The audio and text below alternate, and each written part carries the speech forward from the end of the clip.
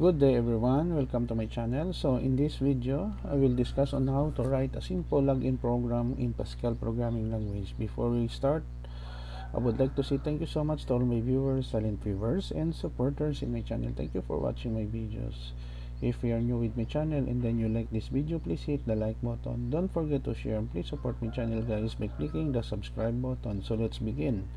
I will put a link in the video description where you can download the complete source code of our tutorial video for today for free in my two websites. You may click the notification bell so that you will be notified with my newly uploaded video. Okay, so we have the title of our program login, and then here var we have two variables that is being declared, username and password, and then the data type is string. When we say a string, it is a series of characters.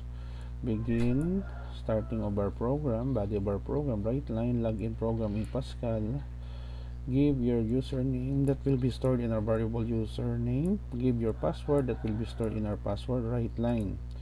If username equals admin and password admin, then login successful. Else, if it is false, incorrect username or password, try again, and red line end. Okay, let us go to our online GDB to run the program. Okay, how about that the username is correct, that is admin, and then the password is wrong.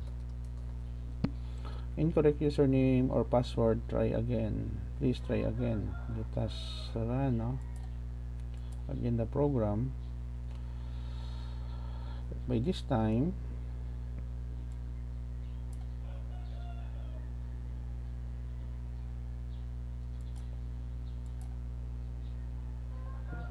there are some internet connection problem. Let us wait.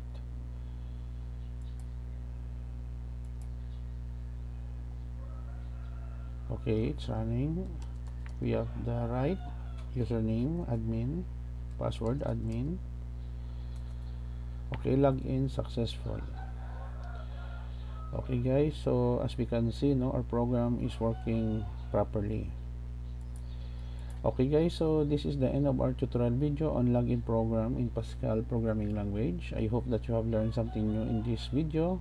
Don't forget to like, share, and please support my channel guys if you're new by clicking the subscribe button. See you in the next video tutorial guys. This is your friend Jake saying bye bye for now.